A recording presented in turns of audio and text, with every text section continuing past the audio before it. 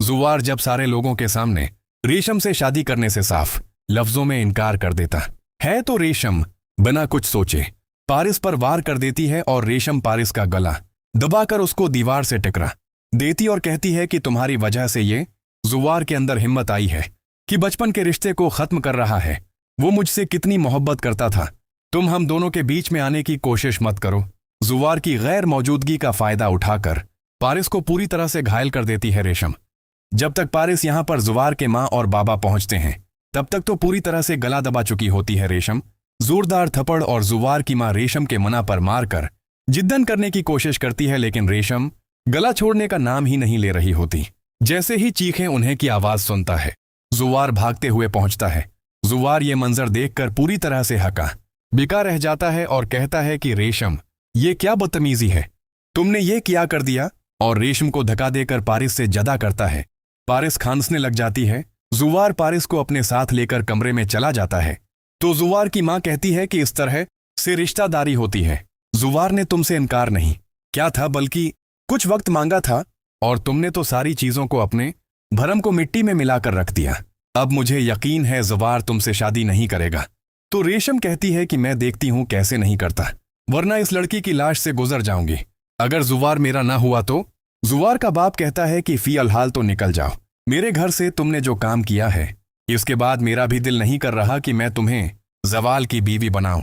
रेशम पूरी तरह से जो है गुस्से में उस घर से तो चल जाती है, लेकिन अब रेशम को यकीन हो जाता है कि जुवार इस हाल में तो रेशम को अपनाने से रहा, लेकिन रेशम भी अपनी चालों को नाकाम होने नहीं देगी।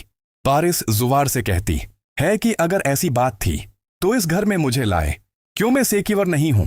जुवार की मां जो है वो पानी हल्दी वाला दूध लाती है और पारिस को देते हुए कहती है, बेटा खुद को संभालो, ये लड़की है ही पागल, इसका दिमाग ठिकाने पर नहीं है। पारिस खामोश हो जाती है। जुवार अपनी मां से कहता है कि अब के बाद मुझे उस घर में रेशम नजर नहीं आनी चाहिए। अगर रेशम इस घर में आई तो मैं उस घर में नहीं आऊंगा। ये बात सुनकर जवाल की मां कहती कि बेटा हौसले से काम लो, तुमने इनकार किया, शायद तभी रेशम को ये बात बुरी लग गई तुम्हें। इस तरह से इनकार नहीं करना चाहिए था।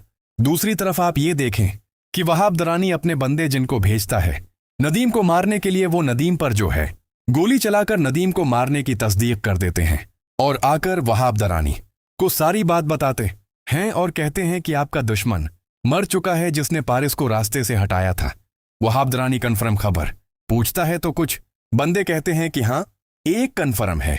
तो वहां अब्दुर्रानी इसकी डेड बॉडी लाने के लिए कहता है, लेकिन जब तक डेड बॉडी लाई जाती तब तक नदीम को घायल हालत में हॉस्पिटल में एडमिट कर दिया जाता है। नदीम हॉस्पिटल में जैसे ही पहुंचता है तो वहां पर भागते हुए शाहीन और पहुंच जाते हैं इनका बेटा आफताब। दोनों जब पहुंचते हैं और बहजाद शाह को इस बात का पता चलता है कि नदीम घायल हालत में हॉस्पिटल में है, तो बहजाद शाह भी आकर पहुंचते हैं।